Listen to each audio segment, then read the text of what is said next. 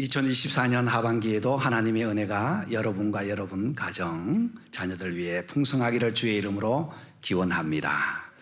우리는 누군가 또 무엇을 약속하면서 살아가지요.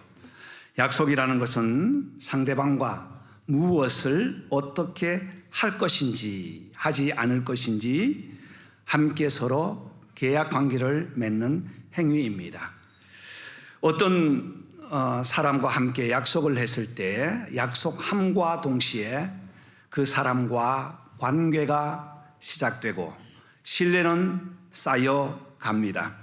또 사회와의 약속을 하면 사회 속에서는 법과 질서를 세우게 되며 환경과 약속을 할 때는 환경과 함께 서로 상호작용을 하게 됩니다. 우리가 환경들에게 또 선을 나누고 잘 관리하면 환경은 우리에게 좋은 산소와 여러 가지 삶의 편리를 제공해 주지요. 이처럼 하나님과 인간에게도 약속이 있습니다. 우리 사람들과 사람들의 관계 또는 사물과의 관계는 상호적이지만 하나님과의 관계는 너무나 크시고 위대하신 하나님이시기 때문에 이 약속을 가지고 언약이라고 합니다. 하나님은 우리와 언약하실 때에 아브라함과 언약하셨고 또 더 나아가서 아담과 언약도 하셨습니다. 최초 인간 아담과 약속을 하였지만 아담은 그 약속을 지키지 못하여 그만 파기하고 말았습니다. 그러나 하나님은 그래도 사랑하여 주셔서 아담을 보호하시고 또 가족 옷을 입혀 주셨습니다. 아브라함과 약속했을 때 아브라함이 순종했습니다. 열국의 아비가 되리라 순종했더니 지금도 믿음의 조상이라면 아브라함으로 우리는 손을 꼽습니다. 열국의 아비, 믿음의 조상이 된 것이죠. 하나님께서는 말씀에 순종하는 백성에게는 복을 주신다고 했습니다. 그러나 말씀을 순종하지 않고 따르지 않으면 반드시 책망이 온다고 신명기에서 진작 말씀을 했어요. 그런데 하나님의 말씀을 순종해야 되는데 인간의 본성 속에 타락된 본성 때문에 하나님을 거역하기 시작했습니다. 하나님께서는 남북 이스라엘의 통일을 주셨지만 다시 남북이 갈라지게 하셨고 하나님을 섬기지 않던 북이스라엘은 진작 망했고 또 나중 망했던 남유다에도 하나님께서는 기다리시다가 바벨론이라는 나라를 들어서 회초리로 사용하셨습니다. 우리는 지난주까지 바벨론에서 70년을 보내고 돌아온 백성들 이야기를 나누었습니다. 먼저는 에스라, 느헤미야 또 스룹바벨을 통해서 성전을 건축하게 하시고 마음의 부흥운동을 하게 하시고 성벽 건축을 다 했습니다. 저는 이 말씀을 묵상하면서 당시에 선지자는 무엇을 했는가라는 관심을 가지고 몇 주 동안 당시에 있었던 선지자의 그 마음을 함께 나누고 하나님께서 선지자를 어떻게 사용하셨는지 예레미야와 에스겔 등에 있는 선지자들을 소개하고자 합니다. 오늘은 하나님의 백성들이 타락하여 왕들이 멸망하는 그 과정을 전부 보았던 약 50년 동안 선지 활동을 했던 예레미야 선지자의 고백을 우리가 함께 나누고자 합니다. 예레미야 선지자는 하나님의 말씀을 들을 때에 울고 또 울었어요. 그런데 하나님께서는 우는 예레미야를 멈추게 하시고 눈물을 닦으시며 위로해 주셨는데 그 위로가 오늘 본문입니다. 위로를 하시면서 세 가지의 분명한 약속을 하셨어요. 아직 이스라엘은 망하기 전이었습니다. 지금 풍전등과 같은 갈림길에 서 있고 바벨론을 쳐들어와서 계속적으로 괴롭힐 때에 하나님께서 예레미야의 입을 통해서 선포된 그 말씀 가운데 특별히 약속이 있었습니다. 하나님의 약속은 변함없는 약속이었습니다. 오늘 11절 말씀부터 14절까지 읽었지만 10절 말씀에 보면 너희가 바벨론에서 70년이 차면 돌아오게 하겠다는 약속을 먼저 주셨어요. 아직 70년이 되기 전이었는데 하나님의 약속은 그대로 이루어져서 586년 BC에 잡혀가고 완전히 성전이 파괴된 이후에 516년도에 70년 만에 회복이 되었습니다. 그렇다면 어떤 약속을 주셨을까요? 11절 말씀, 나 여호와가 말하노라 너희를 향한 나의 생각은 내가 아나니 재앙이 아니라 곧 평안이요 너희 장래에 소망을 주려 하는 생각이라. 지금 바벨론을 회초리로 들어서 하나님의 백성들을 치고 야단치고 때리시지만 아버지의 마음은 함께 아파하며 그 아픈 자식들을 보면서 더 괴로워하는 마음을 볼 수 있는데, 하나님의 마음과 생각은 채찍질하려고 하는 것이 아니라 평안과 소망을 주겠다고 약속하십니다. 여러분, 하나님의 평안이 우리에게 임하기를 바랍니다. 오늘 예배드리는 모든 성도들에게 하나님의 평강과 소망이 우리에게 임하는 귀한 축복 있기를 주님의 이름으로 축복합니다. 우리는 예레미야를 주로 눈물의 선지자라고 합니다. 왜냐하면 하나님 백성들이 말을 듣지 않을 때에 계속적으로 경고를 하였지만 돌아오지 않을 때에 예레미야는 울 수밖에 없었습니다. 얼마나 울면서 기도했던지, 울고 또 울고 울고 또 울고 기도하는 그 내용을 예레미야 52장까지 쭉 기록하여서, 그것도 모자라 예레미야 애가라는 눈물의 노래 소리를 모아서 기록해 놓은 것이 예레미야 애가입니다. 가슴이 메이고 눈물을 흘릴 때에 함께 사역했던 스바냐는 회개하지 않으면 진멸해버리겠다는 하나님의 음성을 듣고 예레미야 스바냐 1장 2절에 진멸시키겠다는 하나님의 음성을 듣고 함께 기도합니다. 그러다가 힘을 얻었어요. 3장 뒷부분에 가면 하나님의 백성들이여 어깨를 늘어뜨리지 말고 손을 불꽃 잡고 일어나라고 위로하는 내용이 스바냐 3장의 말씀입니다. 예레미야 마찬가지였어요. 하나님의 음성을 듣고 메시지를 전하는 선지자는 하나님의 말씀을 그대로 전해야 되는데 그 내용이 축복이다, 부귀하다, 부강하다 이 내용이 아니었어요. 회개하지 않으면 망한다, 망한다, 망한다는 이 말씀을 전하려고 하니 얼마나 마음이 아팠겠습니까?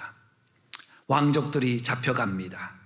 다니엘과 같은 왕족의 소년들이 잡혀서 바벨론으로 이주해 갑니다. 바벨론의 꼭수각처럼 노릇하는 왕들은 마지막 시드기야 왕은 눈이 뽑혀서 끌려갑니다. 이러한 장면을 본 하나님의 선지자 얼마나 마음이 아팠겠습니까? 그런데 거짓 선지자들은 계속해서 괜찮다 괜찮다 하는 안위의 메시지를 전하거든요. 그래서 어느 날은 말씀을 전하다가 제사장에게 잡혔습니다. 제사장 바스훌은 그의 목에 나무를 묶어서 감옥에 쳐넣습니다. 감옥에 있던 선지자 예레미야 얼마나 마음이 아팠겠습니까? 감옥에 있을 때에 하나님께 질문합니다. 예레미야 12장 말씀이에요. 하나님, 질문이 하나 있습니다. 하나님의 백성들은 왜 이렇게 처절하게 끌려가는데 왜 악한 사람은 저렇게 왕성합니까? 평안이 도대체 무엇입니까? 라고 질문해요. 여러분, 우리도 가끔 이런 질문을 할 때가 있죠. 하나님의 말씀대로 살고 하나님의 은혜대로 살아가는데 일이 풀리지 않고 건강은 아프고 연약하고, 그런데 악한 사람은 점점 왕성해 있는 모습 보면서 하나님 도대체 무엇 하십니까? 라고 절규하며 기도할 때도 있습니다. 그때 하나님의 답이 너가 걷는 자들과 함께 달려도 피곤하면 어찌 말과 함께 경주하겠느냐. 지금 너희들에게 아픔과 해초리가 있는 것은 바로 훈련을 시키는 것과 같아. 그들의 평안이 진정한 평안이 아니라 진정한 평안은 하나님 안에 있다는 말씀을 해줍니다. 그렇습니다. 하나님께서 오늘도 그 마음을 우리에게 전하고 계십니다. 내가 너희를 향한 생각은 너희가 아나니 내가 알고 있다. 나의 마음도 내가 알고 내가 너희를 생각하는 것도 알고 있다. 그 약속은 바로 평안과 소망을 주려 함이라. 여러분, 이 여름철에 평안을 소망합니다. 하나님의 소망이 있기를 간절히 소원합니다. 그래서 여름철 예배를 드릴 때는 찬송가도 조금 더 경쾌하고 힘찬 거 부르고요. 또 우리가 함께 찬양할 때도 한 마음으로 뜨겁게 찬양할 때 마음의 진정한 평안이 오게 되는 줄 믿습니다. 여러분, 우리 믿음의 성도에게 평안은 어디에서 시작합니까? 바벨론과 같은 북입니까? 애국과 같은 보화입니까? 아니, 우리의 소망, 우리의 평안은 예수 안에 있는 줄 믿습니다. 예수님께서 말씀하셨습니다. 내가 너희에게 평안을 끼치노라. 내가 너희에게 주는 평안은 세상에서 주는 것과 같지 않도다. 요한복음 14장 27절에 말씀하셨어요. 성령 안에 있을 때에 내가 너에게 주는 평안, 이것은 성령 안에 있을 때에 우리는 평안을 누릴 수 있어요. 왜냐하면 하늘에서 주시는 평안이기 때문입니다. 그래서 우리가 찬송할 때도 평화 평화로다, 하늘 위에서 내려오네. 이 땅에서 사는 동안 어디에 평화가 있는가? 이 땅에는 평화가 없다. 오직 하나님만이 주시는 평안, 성령을 함께 받을 때 성령 안에서 누리는 평안, 주님의 평안이 진정한 평안인 줄 믿습니다. 또 예수 안에는 평안이 있다고 했습니다. 겟세마네 동산에 기도하러 가시던 주님께서는 모인 제자들을 보시면서 내 안에 평안을 누리게 함이라. 너희는 담대하라, 두려워하지 말라, 내가 너에게 주는 평안을 가지라. 요한복음 16장 33절에 말씀합니다. 예수님이 죽으셨어요. 무덤에 갇혀서 죽으셨습니다. 십자가에서 죽고 무덤에 장사되었습니다. 제자들이 두려워했습니다. 유대인들이 두려워서 문을 꼭꼭 잠그고 있을 때 예수님께서는 찾아가셔서 요한복음 21장 19절에 너희에게 평안이 있을지어다 라고 3번이나 말씀하셨습니다. 여러분, 예수 안에서 평안을 누리기를 소원합니다. 할렐루야. 예수 안에서 누리는 평안, 부활의 소망을 갖는 그 평안, 성령님께서 함께 해주시는 그 평안이 오늘도 우리 하나님께서 저와 여러분에게 주시는 메시지로 받으시기를 바랍니다. 혹 우리의 마음, 여러분의 마음에 두려움이 있습니까? 마음에 안절함이 있습니까? 부족함이 있습니까? 주님의 평안 누리기를 바랍니다. 무엇이 하나님의 뜻인가? 첫 번째 하나님의 뜻을 분별할 수 있는 기준은 마음에 평안이 있는가 없는가 하는 겁니다. 여러분, 예수 믿는 사람이 어떤 말씀에 어긋난 일을 했어요. 마음이 평안할까요? 평안하지 않을까요? 말씀에 어긋난 일을 행하고도 마음에 평안이 있다면 그것은 화인이 있는 거예요. 그러나 말씀에 어긋난 일을 했을 때에, 실수로 했던 어떤 환경 때문에 했던 간에 했을 때에 마음에 조마심이 있고 또한 두근거림이 있고, 그래서 아버지 앞에 나와서 기도했더니 마음에 평안이 왔다. 그러면 하나님께서 마음의 평안을 우리에게 주신 것 아니겠습니까? 원아홉교회는 하나님의 첫 번째 약속, 예수 믿고 평안한 마음 갖기를 주의 이름으로 축원합니다. 두 번째 예레미야에게 주신 약속은 12절과 13절입니다. 함께 다시 한번 읽도록 합시다. 12절, 너희는 내게 부르짖으며 와서 내게 기도하면 내가 너희를 들을 것이요 너희가 전심으로 나를 찾고 찾으면 나를 만나리라. 아멘. 여러분, 읽을 때는 우리 힘차게 합독하자 할 때는 같이 하는 것이 참 좋습니다. 두 번째 약속은요, 하나님은 어떤 환경이든 기도하면 반드시 무엇하신다? 응답해 주신다는 약속입니다. 믿으십니까? 믿습니다. 이 응답의 약속보다 더 확실한 약속이 어디에 있겠습니까? 예레미야는 제사장의 아들로서 하나님께 부름받은 후 아마 성경에는 이사야와 같이 또는 다니엘과 같이 가장 장수적인 사역을 감당했어요. 장장 50년 이상 선지자로서 사역했습니다. 앞에서 말씀드린 것처럼 나라의 비운을 보면서 백성의 타락을 보면서 얼마나 마음이 아팠던지 하나님께 때로는 토로할 때가 있었어요. 하나님, 나를 왜 태어나게 했습니까? 차라리 어머니 태중에서 나를 태어나지 않도록 했더라면 내가 저 꼴은 보지 않을 텐데 라는 하나님께 토로하고 하나님께 기도한 적이 있습니다. 얼마나 힘들었으면. 그때 하나님께서 말씀하십니다. 너가 외치는 그것도 내가 다 안다. 그러나 너가 나에게 기도하면 나는 반드시 응답하겠다. 할렐루야. 예레미야에게 약속하신 그 하나님은 저와 여러분에게도 약속하여 주신 줄 믿습니다. 기도하면 응답해 주세요. 기도의 맛을 누리는 사람은 그것 때문에 그 맛을 누려서 기도하지요. 사람이 알아두지 않든 어떤 상황에든지 기도합니다. 길을 가면서도 기도하고, 때로는 주의 전에 나와서 목적을 정해놓고 기도할 때 있고, 때로는 자기 집의 골방에서 기도할 때가 있습니다. 왜? 너희가 내게 부르짖으면, 와서 내게 기도하면 어떻게 한다고요? 응답해 주신다고 약속하셨기 때문입니다. 뿐만 아니라 너희가 전심으로 나를 찾고 찾으면 만나 주시겠대요. 여러분, 기다림은 만남을 목적으로 하지 않아도 좋다. 옛날에 학교 다닐 때 막 싫어 외웠던 것 같아요.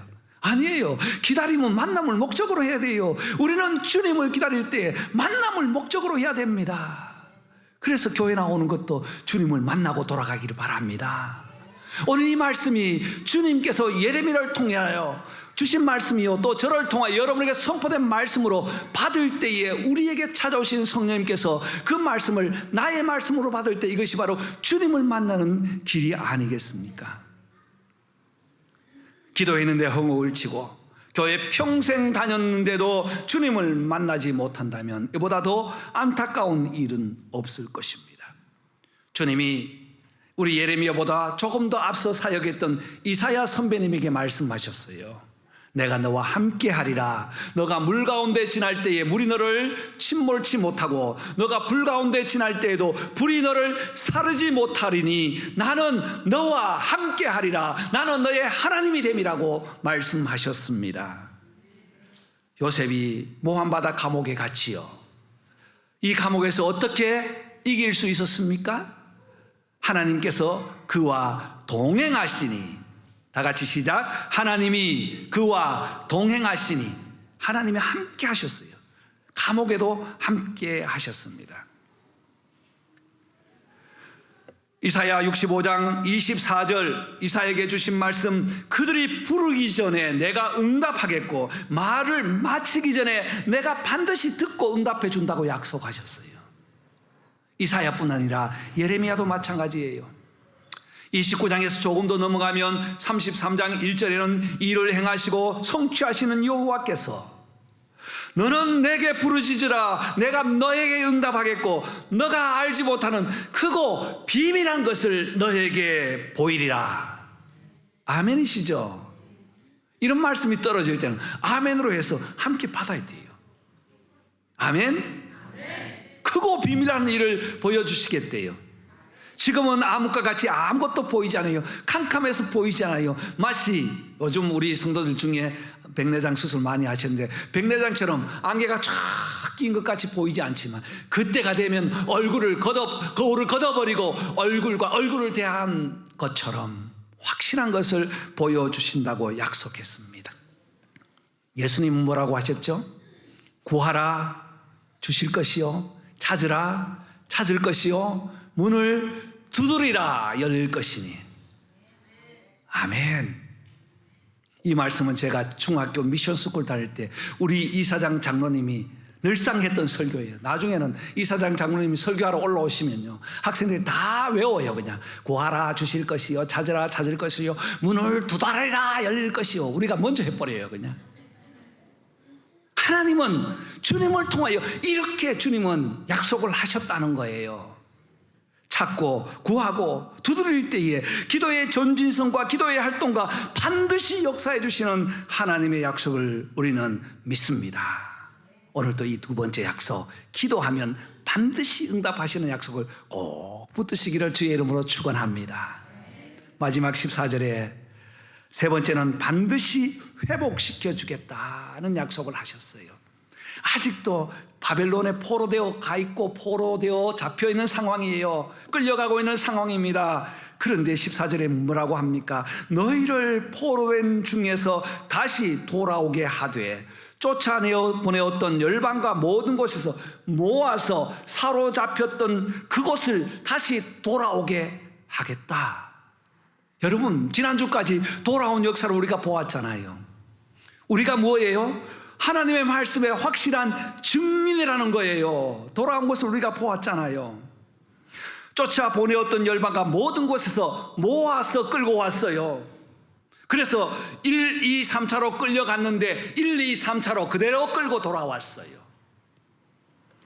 예레미야 52장에는 포로로 잡혀가 인원을 기록하면서 끝을 맺는데 하나님께서는 반드시 회복시켜 주셨다는 겁니다. 어떻게 회복시켜 주셨나? 그들이 그냥 돌아온 것으로 끝난 게 아니에요. 지난주까지 보았던 부흥운동이 일어났고 다시 그들의 마음속에 성의를 지키고 초막절을 지켜서 이제는 완전한 말씀의 부흥이 일어났는데 예레미야 31장 31절 보니까 내가 이스라엘 집과 유다 집에 새 언약을 맺으리라고 했어요. 새 언약을 주신대요. 예레미야 몇 장? 31장 31절이에요. 새 언약. 이 새 언약이 뭡니까? 바로 예수 그리스도를 보내주시겠다는 약속 아닙니까? 옛 언약은 민족에 불과했습니다. 이스라엘 백성들에게 국한되었어요. 그러나 새 언약은 전 인류, 전 세계에 누구든지 예수를 믿으면 구원을 얻으리라. 이것이 새 언약이라는 거예요. 새 언약 대신 주님 오셔서 잡히시기 전날 제자들과 함께 마지막 만찬을 하시면서 저녁을 먹은 후에 이 잔은 내 피로 세운 새 언약이니 곧 너희를 위하여 붓는 것이라. 성찬으로 새 언약을 우리에게 선포해 주신 것입니다. 그래서 저와 여러분은 성찬을 통해서 주님과 하나 되고 성도들과 하나 되고 하나님의 은혜에 감사하여 예수님의 죽으심이 나의 죽음이 되고 예수님의 은혜가 우리에게 임하게 되는 성찬을 하게 됩니다. 오늘도 성찬을 할 때 저와 여러분에게 은혜가 있기를 바라고 세 가지의 약속 7월달 이번 한 주간 동안 꼭 붙들고 첫 번째는 평온과 소망을 주시는 하나님, 기도에 응답해 주시는 하나님, 어떻게 반드시 응답해 주시는 하나님, 새 언약을 약속하신 우리 새 언약 되신 주님과 함께 승리하는 7월달 되기를 주님의 이름으로 축복합니다.